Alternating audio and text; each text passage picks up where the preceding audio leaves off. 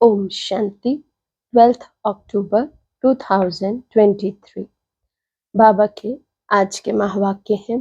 बाबा समझाते, मीठे बच्चे, शेरी मत पर चलो तो तुम्हारे सब भंडारे भरपूर हो जाएंगे, तुम्हारी तकदीर ऊंची बन जाएगी। प्रश्न है, इस कलयुग में किस चीज का देवाला निकल चुका है? देवाला निकलने से इसकी गति क्या हुई है? बाबा समझाते, कलयुग में पवित्रता, सुख और शांति का देवाला निकल चुका है। इसलिए भारत सुख धाम से दुख धाम, हीरे से कौड़ी जैसा बन गया है। ये खेल सारा भारत पर है। खेल के आदि मध्य अंत का ज्ञान अभी बाप तुम्हें सुना रहे हैं। तकदीरवान सौभाग्यशाली बच्चे ही इस ज्ञान को अच्छी रीति समझ सकते हैं। गीत है, भोलेनाथ से निराला कोई और नहीं। ओम शांति। भगवानुवाच। कौन सा भगवान? भोलानाथ शिव भगवानुवाच। बाप भी समझाते हैं, टीचर का भी काम है समझाना, सतगुरु का भी काम है समझाना। शिव बाबा को ही सत बाबा भोलानाथ कहा जाता है। शंकर को भोला नहीं कहेंगे, उनके लिए तो कहते हैं आंख खोली तो सृष्टि को भस्म कर दिया। भोला भंडारी शिव को कहते हैं, अर्थात भंडारा भरपूर करने वाला। कौन सा भंडारा? धन दौलत सुख शांति का। बाप आए ही हैं पवित्रता, सुख, शांति का भंडारा भरपूर करने।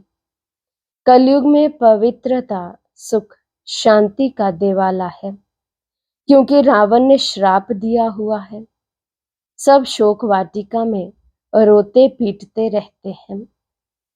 भोलानाथ शिव बैठ सृष्टि के आदि मध्य अंत का राज समझाते हैं, अर्थात तुम बच्चों को त्रिकालदर्शी बनाते हैं। ड्रामा को तो और कोई जानते नहीं। माया ने बिल्कुल ही बेसमझ बना दिया है। भारत का ही ये हार जीत, दुख सुख का नाटक है। भारत हीरे जैसा सॉल्वेंट था, अब कौड़ी जैसा इंसॉल्वेंट है। भारत सुख धाम था, अब दुख धाम है। भारत हेवन था, अब हेल है। हेल से फिर हेवन कैसे बनता है? उसके आदि मध्य अंत का ज्ञान सिवाय ज्ञान सागर के कोई समझा ना सके। ये भी बुद्धि में निश्चय होना चाहिए। निश्चय उनको होता है जिनकी तकदीर खुलनी होती है, जो सौभाग्यशाली बनने वाले हैं। दुर्भाग्यशाली तो सब है ही। दुर्भाग्यशाली माना तकदीर बिगड़ी हुई है, भ्रष्टाचारी है। बाप आकर श्रेष्ठाचारी बनाते हैं, परंतु उस बाप को भी कोई मुश्किल समझ सकते हैं, क्योंकि उनको देह नहीं है। सुप्रीम आत्मा बात करती है, पावन आत्माएं होती ही है सतयुग में। कलयुग में सब पतित हैं, अनेक मनोकामनाएं लेकर जगदम्बा के पास जाते हैं, जानते कुछ भी नहीं। फिर भी बाप कहते हैं, जो जो जिस जिस भावना से पूजा करते हैं, तो मैं उनको अल्पकाल क्षणभंगुर लिए फल दे देता हूँ। जड़ मूर्ति कभी उसका फल नहीं दे सकती। फल देने वाला, अल्पकाल सुख देने वाला मैं ही हूँ, और बेहद के सुख का दाता भी मैं ही हूँ। मैं दुख दाता नहीं हूँ, मैं तो दुख हरता सुख करता हूँ। तुम आए हो सुख धाम में स्वर्ग का वर्षा पाने, इसमें परहेज बहुत है। बाप समझाते हैं, आदि में है सुख, फिर मध्य में है भक्ति मार्ग, शुरू होता है तो सुख पूरा हो, दुख शुरू होता है। फिर देवी देवता वाम मार्ग, विकारी मार्ग में गिर पड़ते हैं, जहां से ही फिर भक्ति शुरू होती है। तो आदि में सुख, मध्य में दुख शुरू होता है, अंत में तो महान दुख है। बाप कहते हैं, अब सर्व का शांति सुखदाता मैं हूं, तुमको सुख धाम में चलने लिए तैयार कर रहा हूं। बाकी सब हिसाब किताब चुकतू कर शांति धाम में चले जाएंगे। सजाएं तो बहुत खाएंगे, ट्रिब्यूनल बैठती है। बाबा ने समझाया है, काशी में भी बलि चढ़ते थे। काशी कलवट कहते हैं ना। अब काशी में है शिव का मंदिर, वहां भक्ति मार्ग में शिव बाबा की याद में रहते हैं। कहते हैं बस अब आपके पास आऊं। बहुत रो रो कर शिव पर बलि चढ़ते हैं, तो अल्पकाल क्षणभंगुर थोड़ा फल मिल जाता है। यहाँ तुम बलि चढ़ते हो, अर्थात जीते जी शिव बाबा का बनते हो। 21 जन्म का वर्षा पाने के लिए जीवघात की बात नहीं। जीते जी बाबा मैं आपका हूँ। वे तो शिव पर बलि चढ़ते हैं, मर जाते हैं, समझते हैं हम शिव बाबा का बन जाऊंगा, परंतु बनते नहीं हैं। यहाँ तो जीते जी बाप का बने, गोद में आए, फिर बाप की मत पर चलना पड़े, तभी श्रेष्ठ देवता बन सकते हैं। तुम अब बन रहे हो, कल्प कल्प तुम ये पुरुषार्थ करते आए हो। ये कोई नई बात नहीं है। दुनिया पुरानी होती है, फिर जरूर नई चाहिए ना। भारत नया सुख धाम था, अब पुराना दुख धाम है। मनुष्य इतने पत्थर बुद्धि हैं जो ये नहीं समझते कि सृष्टि एक ही है। वे सिर्फ नई और पुरानी होती है। माया ने बुद्धि का ताला लगाए बिल्कुल ही तुच्छ बुद्धि बना दिया है। इसलिए ऑक्यूपेशन जानने बिगर ही देवताओं की पूजा करते रहते हैं। इसको ब्लाइंड फेथ कहा जाता है। देवियों की पूजा में करोड़ों रुपया खर्च करते हैं। उनकी पूजा कर खिला पिलाकर फिर समुद्र में डुबो देते हैं। तो ये गुड़ियों की पूजा हुई। इससे क्या फायदा? कितना धूमधाम से मनाते हैं, खर्चा करते हैं। हफ्ते बाद जैसे शमशान में दफन करते हैं, वैसे ये फिर सागर में डुबो देते हैं। भगवान उवाच, ये आसुरी संप्रदाय का राज्य है, मैं तुमको दैवी संप्रदाय बनाता हूँ। कोई को निश्चय बैठना बड़ा कठिन है, क्योंकि साकार में नहीं देखते। आगा खां साकार में था तो उनके कितने फॉलोअर्स थे। उनको सोने हीरे में वजन करते थे।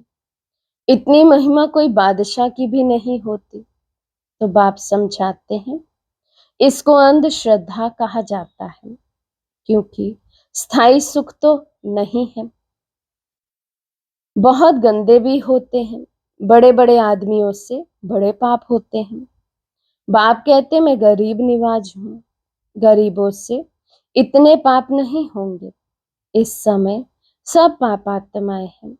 अभी तुमको बेहद का बाप मिला है, फिर भी घड़ी घड़ी उनको भूल जाते हो। अरे तुम आत्मा हो ना। आत्मा को भी कभी कोई ने देखा नहीं है। समझते हैं स्टार मिसल भ्रिकुटी के बीच में रहती है।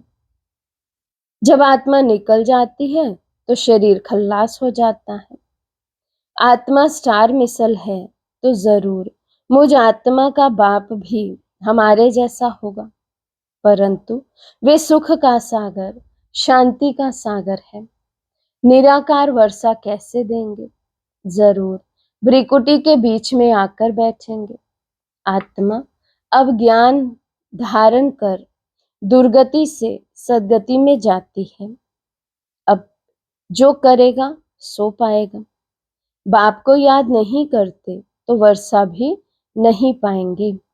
कोई को आप समान वर्षा पाने लायक नहीं बनाते हैं तो समझते हैं पाई पैसे का पद पालेंगे। श्रेष्ठाचारी और भ्रष्टाचारी किसको कहा जाता है, ये बाप बैठ समझाते हैं। भारत में ही श्रेष्ठाचारी देवताएं होकर गए हैं, गाते भी हैं हेवनली गॉड फादर, परंतु जानते नहीं हैं कि हेवनली गॉड फादर कब आकर सृष्टि को हेवन बनाते हैं। तुम जानते हो सिर्फ पूरा पुरुषार्थ नहीं करते हो, वे भी ड्रामा अनुसार होना है। जितना जिसकी तकदीर में है। बाबा से अगर कोई पूछे तो बाबा झट बता सकते हैं कि इस चलन में अगर तुम्हारा शरीर छूट जाए तो ये पद पाएंगे, परंतु पूछने की भी हिम्मत कोई नहीं रखते हैं। जो अच्छा पुरुषार्थ करते हैं वे समझ सकते हैं हम कितने अंधों की लाठी बनते हैं। बाप भी समझ जाते हैं ये अच्छा पद पाएंगे। ये बच्चा कुछ भी सर्विस नहीं करता तो वहां भी दास दासी जाकर बनेंगे। झाड़ू आदि लगाने वाले, श्री कृष्ण की पालना करने वाले, महारानी का श्रृंगार करने वाले दास दासियां भी होते हैं ना। वे हैं पावन राजाएं, ये है पतित राजाएं। तो पतित राजाएं पावन राजाओं के मंदिर बनाकर उन्हों की पूजा करते हैं, जानते कुछ भी नहीं। बिरला मंदिर कितना बड़ा है, कितने लक्ष्मी नारायण के मंदिर बनाते हैं, परंतु जानते नहीं कि लक्ष्मी नारायण कौन है। फिर उनको कितना फायदा मिलेगा, अल्पकाल का सुख। जगदम्बा के पास जाते हैं, ये थोड़ी जानते हैं कि ये जगदम्बा ही लक्ष्मी बनती है। इस समय तुम जगदम्बा से विश्व की सब मनोकामनाएं पूरी कर रहे हो, विश्व का राज्य ले रहे हो। जगदम्बा तुमको पढ़ा रही है, वही फिर लक्ष्मी बनती है, जिससे फिर वर्ष वर्ष भीख मांगते हैं। कितना फर्क है, लक्ष्मी से हर वर्ष पैसे की भीख मांगते हैं। लक्ष्मी को ऐसे नहीं कहेंगे हमको बच्चा चाहिए या बीमारी दूर करो, नहीं, लक्ष्मी से सिर्फ धन मांगते हैं। नाम ही है लक्ष्मी पूजन। जगदम्बा से तो बहुत कुछ मांगते हैं, वे सब कामनाएं पूरी करने वाली है। अभी तुमको जगदम्बा से मिलती है स्वर्ग की बादशाही। लक्ष्मी से हर वर्ष कुछ ना कुछ धन का फल मिलता है, तब तो हर वर्ष पूजा करते हैं, समझते हैं धन देने वाली है। धन से फिर पाप करते रहते, धन प्राप्ति के लिए भी पाप करते हैं। अभी तुम बच्चों को मिलते हैं अविनाशी ज्ञान रतन, जिससे तुम मालामाल बन जाएंगे। जगदम्बा से स्वर्ग की राजाई मिलती है, वहां पाप होता नहीं। कितनी समझ की बातें हैं। कोई तो अच्छी रीति समझते हैं, कोई तो कुछ समझते नहीं है, क्योंकि तकदीर में नहीं है। श्रीमत पर नहीं चलते तो श्रेष्ठ थोड़ी बनेंगे, फिर पद भ्रष्ट हो जाता है। सारी राजधानी स्थापन हो रही है, ये समझाना है। गॉडफादर हेवनली किंगडम स्थापन कर रहे हैं, फिर भारत हेवन बन जाएगा। इसको कहा जाता है कल्याणकारी युग। ये है बहुत से बहुत 100 वर्ष का युग, और सभी युग 1250 वर्ष के हैं। अजमेर में वैकुंठ का मॉडल है, दिखलाते हैं स्वर्ग कैसा होता है। स्वर्ग तो जरूर यहाँ ही होगा ना। थोड़ा भी सुना तो स्वर्ग में आएंगे, परंतु पढ़ेंगे नहीं तो जैसे भील है। प्रजा भी नंबरवार होती है, परंतु वहां गरीब साहूकार सब सुखी होते हैं। यहाँ तो दुख ही दुख है। भारत सतयुग में सुख धाम था, कलयुग में दुख धाम है। ये वर्ल्ड की हिस्ट्री ज्योग्राफी रिपीट होनी है। गॉड एक है, वर्ल्ड भी एक है। नई वर्ल्ड में पहले है भारत, अभी भारत पुराना है जिसको फिर नया बनना है। ये वर्ल्ड की हिस्ट्री ज्योग्राफी ऐसे रिपीट होती रहती है और कोई इन बातों को नहीं जानते। सब तो एक जैसे नहीं होते हैं। मर्तबे तो वहां ही रहेंगे, वहां सिपाही लोग होते नहीं क्योंकि वहां डर होता नहीं। यहाँ तो डर है, इसलिए सिपाही आदि रखते हैं। भारत में टुकड़े टुकड़े कर दिया है। सतयुग में पार्टीशन होता नहीं। लक्ष्मी नारायण का एक ही राज्य चलता है, बाप कोई होता नहीं। अब बाप कहते हैं, बच्चे मेरे से सदा सुख का वर्षा लो। मेरी मत पर चलकर सदगति का मार्ग एक ही बाप दिखाते हैं। ये है शिव शक्ति सेना जो भारत को स्वर्ग बनाती है। ये तन मन धन सब इस सेवा में लगाते हैं। उस बापू जी ने क्रिश्चियन को भगाया, ये भी ड्रामा में था, परंतु उनसे कोई सुख नहीं हुआ। ये मिलेगा, ये होगा, मिलना है सिर्फ बाप से, बाकी ये तो सब खत्म हो जाएगा। कहते हैं बर्थ कंट्रोल करो, उसके लिए माथा मारते रहेंगे, होगा कुछ भी नहीं। अभी थोड़ी लड़ाई शुरू हो जाए तो फैमन पड़ जाएगा, एक दो में मारा मारी हो जाएगी। अच्छा, मीठे मीठे सिक्के लदे बच्चों प्रति माता पिता बाप दादा का याद प्यार और गुड मॉर्निंग। रूहानी बाप की रूहानी बच्चों को नमस्ते। हम रूहानी बच्चों की रूहानी बाप दादा को दिल व चान सिक व प्रेम से नमस्ते नमस्ते नमस्ते जी। धारणा के लिए मुख्य सार। फर्स्ट पॉइंट, जीते जी बाप पर बलि चढ़ना है, अर्थात बाप का बनकर बाप की ही श्रीमत पर चलना है। आप समान बनाने की सेवा करनी है। सेकंड पॉइंट, अविनाशी ज्ञान रत्नों का दान कर जगदम्बा समान सर्व की मनोकामनाएं पूर्ण करने वाला बनना है। आज का वरदान है, सेवाओं में सदा सहयोगी बन, सहज योग का वरदान प्राप्त करने वाले विशेषता संपन्न भव। सेवाओं में सदा सहयोगी बन, सहज योग का वरदान प्राप्त करने वाले विशेषता संपन्न भव। ब्राह्मण जीवन विशेषता संपन्न जीवन है। ब्राह्मण बनना अर्थात सहज योगी भव का वरदान प्राप्त करना, यही सबसे पहला जन्म का वरदान है। इस वरदान को बुद्धि में सदा याद रखना, यह है वरदान को जीवन में लाना।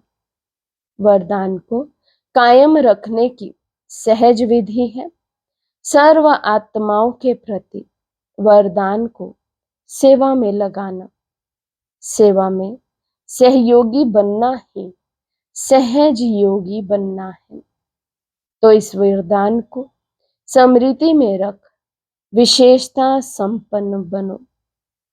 स्लोगन है, अपने मस्तक की मणि द्वारा स्वयं का स्वरूप और श्रेष्ठ मंजिल का साक्षात्कार कराना ही लाइट हाउस बनना है। अपने मस्तक की मणि द्वारा स्वयं का स्वरूप और श्रेष्ठ मंजिल का साक्षात्कार कराना ही लाइट हाउस बनना है। अच्छा, ओम शांति।